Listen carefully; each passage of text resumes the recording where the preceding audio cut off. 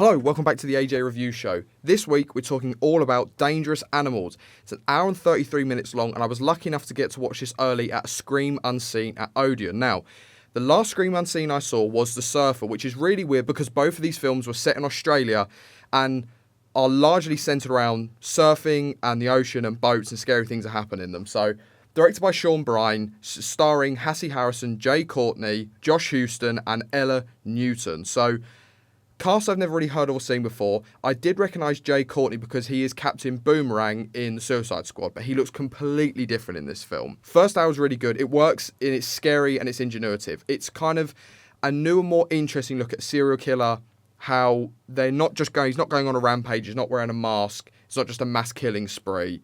It's more calculated, he's friendly when he wants to be, but he's got his own problems, which unfortunately don't really get explored, but it's a creative first hour. Unfortunately, the last half hour, the final act, really didn't work for me, and it should have been more like 70 minutes long. Jay Courtney as Tucker, who is the killer, is a really good bit of casting. He's physically intimidating, he sticks to his role, and his motivations are all pretty clear. He looks so much bigger than when he did as Boomerang, and is honestly menacing. The way he can switch between being really friendly and jokey to just a horrible serial killer who just basically kills for his own pleasure and some sort of weird system in his head that never really gets explained, but he's a good character and he's definitely my favourite.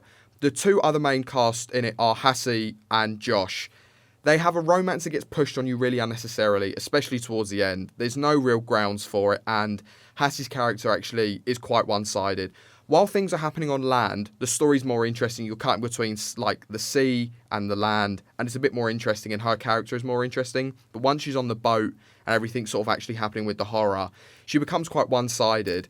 The other annoying thing about her character, and every character in this, is that their motivations, their history, where they've been, only gets hinted at. And it gets hinted at incessantly as well. There are like several different scenes where Hassie's character, Zephyr, is talking about where she's been, how like she was adopted and stuff like this, but it actually never gets explained to any degree more than that, and it just sort of, it tees up a lot of stuff and then it just doesn't do anything with it, so that really wound me up. And because of this, there's no real character progression, there's no arcs, there's no explanation for the behaviour or anything that really goes on. The final act, like I've already said, just goes on and on. It's like they didn't know where to stop, which is pretty much the same with most horror films now. They don't understand at what point the audience has like switched off and it's just like a hat on a hat on a hat. They end up writing themselves into a corner for the final act as well, with sharks being the main threat in it. And they write themselves into a corner and then just decide that everything they've set up for the last hour, they're just going to throw away because they can't use it anymore. And it's just, it was annoying me, but it was also annoying the people around me.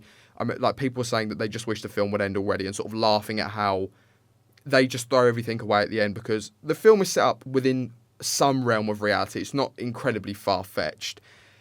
But then at the end, they just like, we're just going to bend the rules of what we set up because we say so. And the ending just felt kind of cheap. I think the whole genre needs a revive, honestly. I thought Nosferatu was going to do it, but it didn't.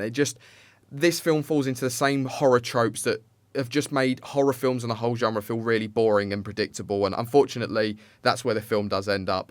Everything up to the first hour was creative, it was new, the characters are quite interesting, how they were setting everything up in his sort of mind. Everything was getting hinted at as if it was going to be explained in the final act, but unfortunately it doesn't, and it just felt a bit tired, although the original idea was really, really sound. I'm going to give Dangerous Animals 2 stars, but if you want to hear my longer review, check out the AJ Review Show this week. Thanks for watching. Hi guys, I hope you enjoyed watching that episode. If you could just drop me a subscribe down below, leave a like and a comment, that'd be really helpful. You can now find me on Instagram, TikTok and Letterboxd, all at AJ Reviews 101, and click to watch this video up here that YouTube recommended. Enjoy.